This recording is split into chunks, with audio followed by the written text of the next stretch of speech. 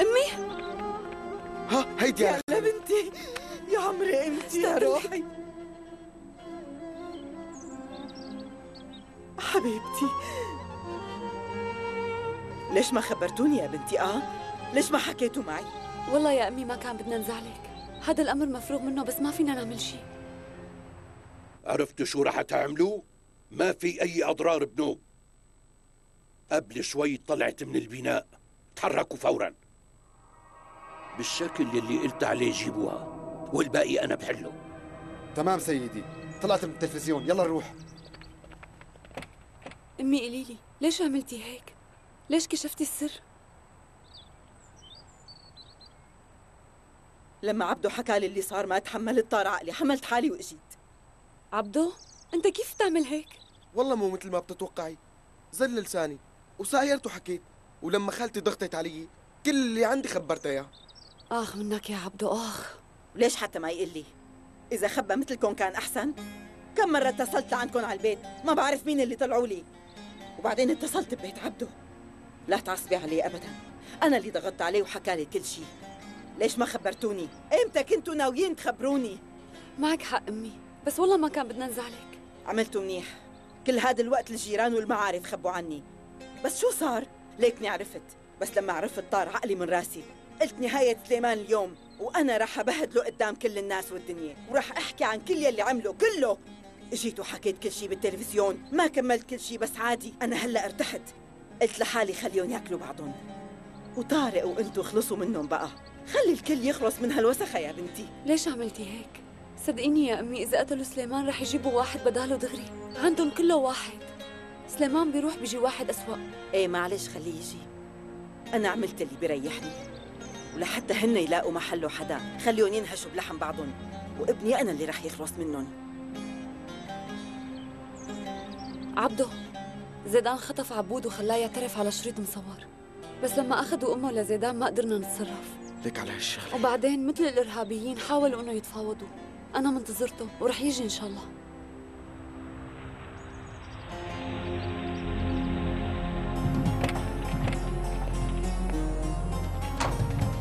ايه شو اللي عم رح تجي بيصير؟ معنا. شوفي امشي. بعده رح تجي معنا. ما رح خليكم تاخذوها. ابعدوا عني، يلا امشي خلصينا. ابعدوا عني. خالتي اهربوا. يلا امشي، يلا ركضي انت وياه. ركضي ركضي يلا ركضي.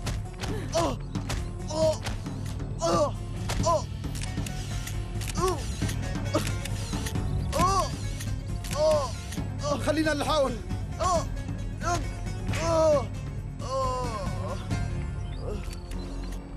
انت منيح؟ قوم وقف. على مهل على مهل.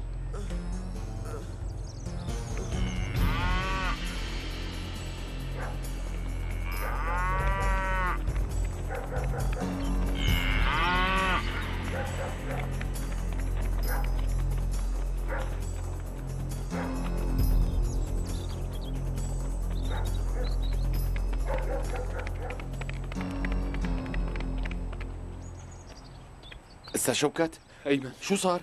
شو في اخبار؟ ما في أي خبر.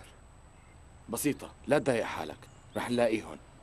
مو أول مرة بنواجه هيك شيء، بعدين ياسمين بنت قوية، مو بسهولة تسلم حالها إلهم. بهدلونا يا أستاذ أيمن.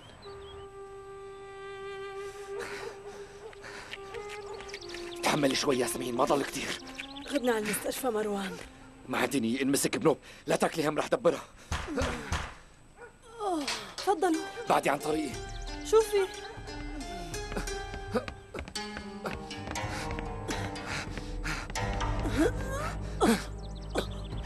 جيبي لي سكين، استعجلي شوي. طيب يلا سطح ياسمين. شو عم يصير؟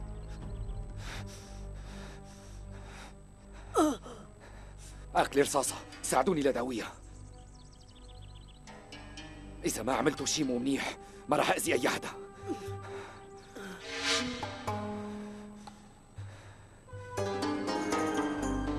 إذا مفكرين تعملوا أي شي غلط أخي رح يعرف، ورجاله رح يمحوا كل سلالتكم، فلا تفكروا.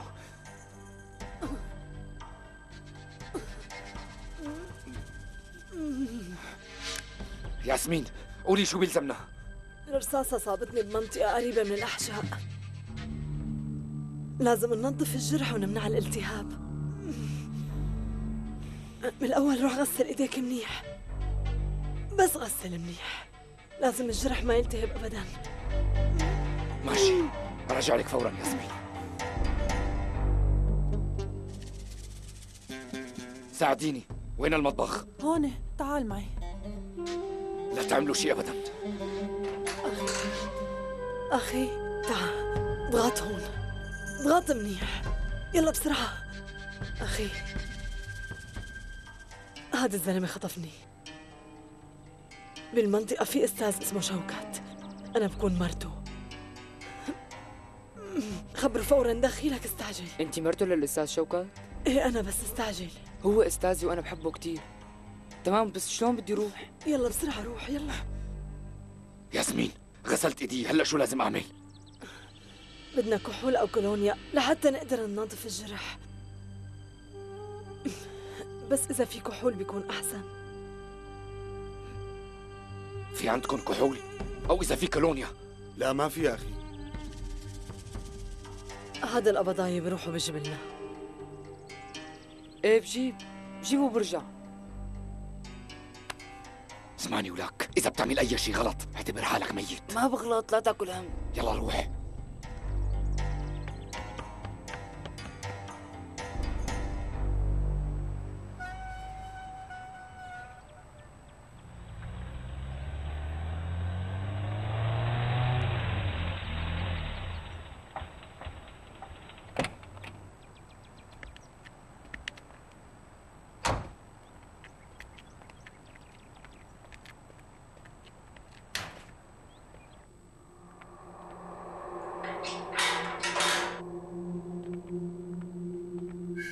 خير، اجيت لحتى حقق مع القائم مقام القديم طارق كايا. وصلنا بعض المعلومات بحقه. فهمت. جيبوا لي طارق كايا. أمرك سيدي.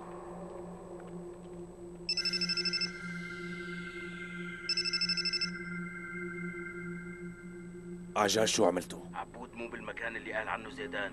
كيف نفذ ما بعرف، بس أنا هنيك هلأ. حلو. هلأ بتروح وبتخلص على زيدان وأمه.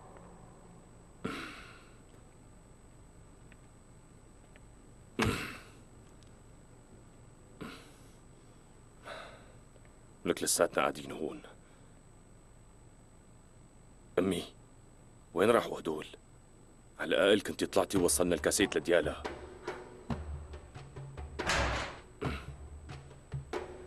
لك ليش لهلا؟ يلا خلوا أمي تروح بقى.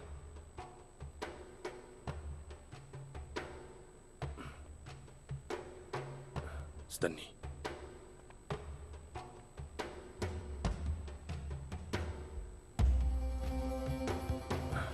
أمي، ما في حدا هون. تعي أمي، تعي لشوف. شو عم بيصير يا ابني؟ ليكون هذا كمان فخ؟ رح نعرف أمي، رح نعرف. مين اللي فتح الباب يا ابني؟ مين ما فتحوا يفتحوا. امشي، خلينا نروح من هون. يلا أمي.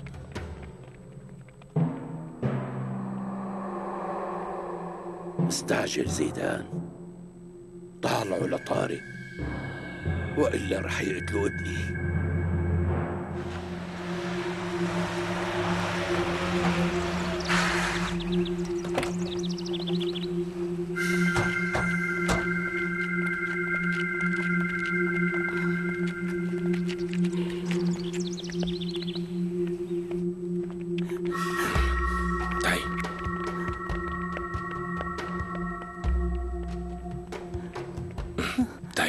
تعي من هون.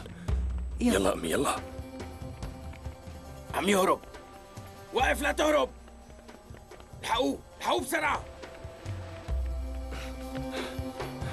يلا أمي، يلا. يلا بسرعة. أمي، من هون.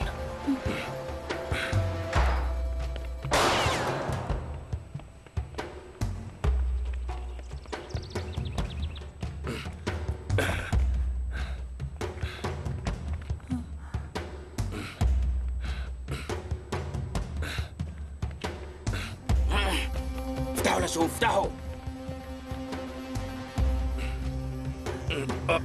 يلا خلصنا. يلا ابني، يلا.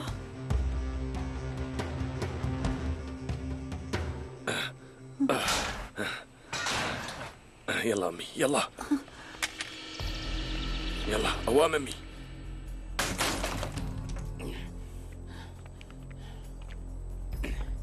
يلا بسرعة.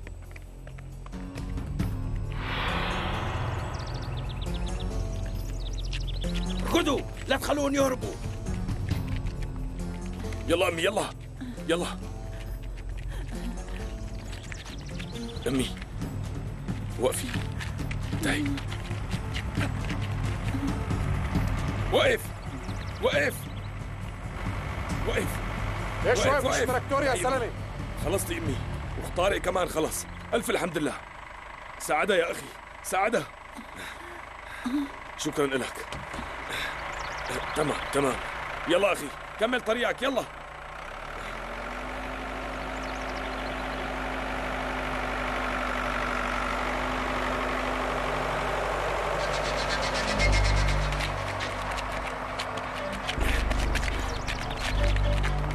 انتشروا دوروا لي كل مكان.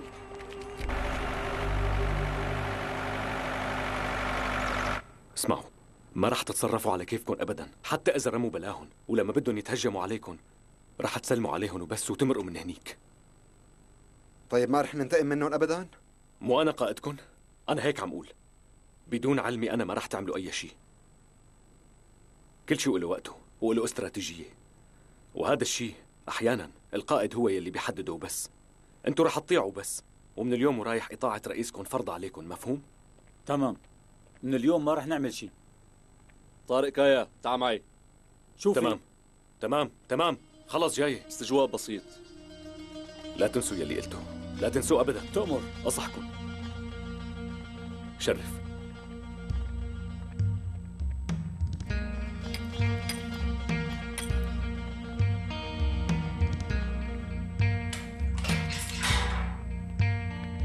استجواب شو هذا؟ ليش ما انتهينا؟ امشي وهنيك بتعرف.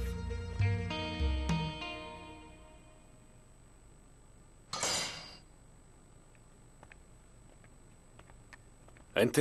اوه شو شايف سيادتك وصلت؟ تفضل ارتاح ولا تضل واقف. شو اللي بدك اياه مني؟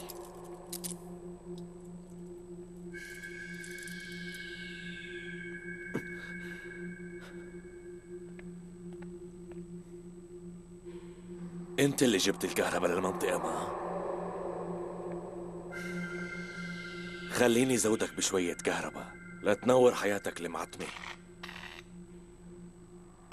بالاصل حياتكم يلي معتمة، وكل شي صار هون انتو إلكن ايد فيه.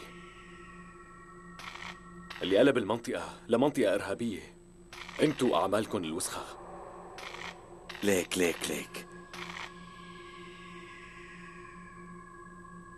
يا سلام، شايفك دغري صرت واحد من أصحاب القناعات. شوفك لما رح تقابل عزرائيل يا لتات.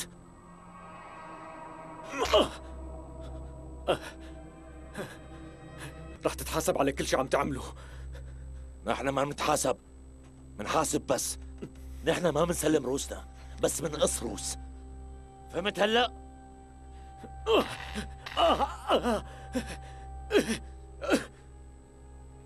إذا بدك تقتلني قتلني وخلصني. ما رح تموت بهي السهولة يا واطي. مو قليل يلي دوقتنا إياه. بسببك أنت ما عاد في عنا راحة.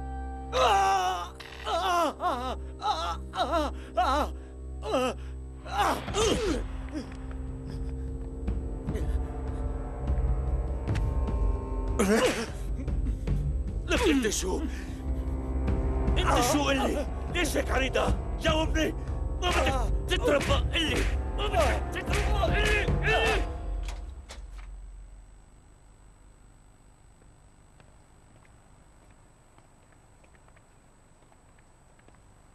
أنا رح أترك بانا ببيتنا، وأنت بتاخذ اللي قلت لك عليهم من العم أحمد، تمام؟ لا تاكل هم. بابا كان مالي ترجعها. أنا ما بدي ظل من دون أم وأب. رح نرجع بنتي، ورح رجع أمك، وعد مني. أنت لا تخافي أبدا.